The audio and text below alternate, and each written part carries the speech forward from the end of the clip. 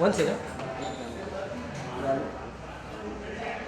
तो कुछ style style में खड़े हो तो खुद तो करो, मतलब ऐसे ऐसे कुछ स्टाइल में खड़े हो जाओ, कोई प्लेन लग रहा है एक्चुअली। हाँ ये चलो, ये तो ऐसा ही चलेगा बस।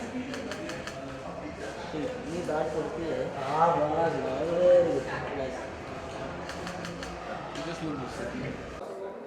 ओके, हम सबसे पहले तो आज के इस सोशल के बारे में जानना चाहिए। रिप्रेजेंट क्या करना चाहिए, कितना एंजॉय करते हैं जब इस तरह के सोशल में आते हैं। आई थिंक मैं हमेशा से ये सोचता आया हूँ कि whenever there's a हम वी कॉल इट a अड्डा, you know, every weekend we find a place, we also need some place like that, something new, a new place you can just hang out, you can sit, chill. In fact, there's a live band thing area where you actually have a live band inside the social.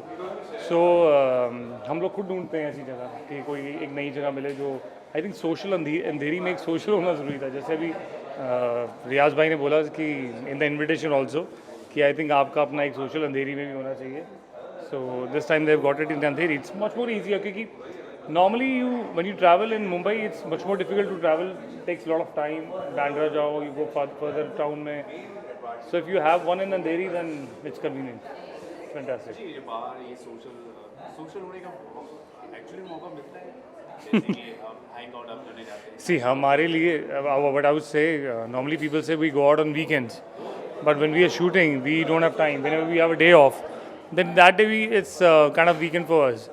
So normally, even if it's on Sunday, it's Monday or Tuesday, anytime we plan, bunch of people plan together. We go meet people, and it's a good place to actually have a little music around, थोड़ा music हो और साथ के साथ आप एक दूसरे की बात भी सुन सकें। तो वो एक एम्बियंस वैसा होना बहुत ज़रूरी है कि आप you socialise at the same time, you meet new people. आपके दोस्त ये हैं, मैं इनसे मिलूँगा तो ये मेरे दोस्त बन सकते हैं। So more like that, you get to meet lot of people around.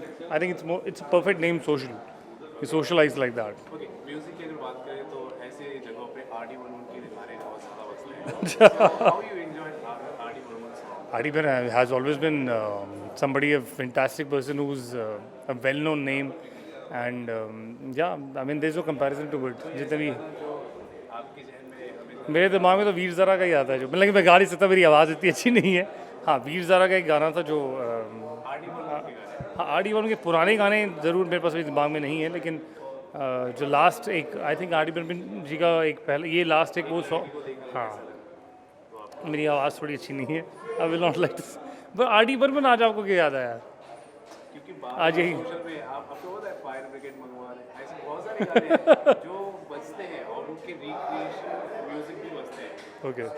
ज़्यादातर इस तरह के हैंग आउट जब करने जाते हैं डिस्को में, इसलिए नहीं मैं आपसे पूछ हाँ, एक नई तरह के रीमिक्स ज़रूर बजते हैं, ये ज़रूर होता है। उनके गानों में ऐसे कशिश है कि आज भी जवानी बरकरार है उनके गानों में। That's why I am asking. वो नहीं, डेफिनेटली वो है, लेकिन हाँ हमारे इस दौर में आई थिंक उनके रीमिक्सेस ज़्यादा आए जो रिक्रिएट होके आए।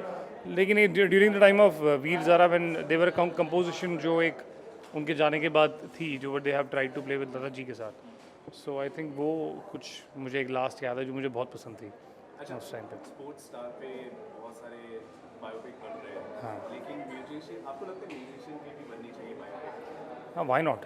सी, बायोपिक बनती है उन पर जो जिनकी लाइफ एक हर एक की ज़िंदगी अपनी एक स्ट्रगल रही है लाइफ, जिनकी भी लाइफ में अप्स एंड डाउन्स रहे हैं, जो इंसान स्क्रैच से शुरू हुआ है और जिसने जो डिज़र्विंग आदमी है, जो एक ज़िंदगी में कुछ करके किसी ने कुछ अचीव किया है।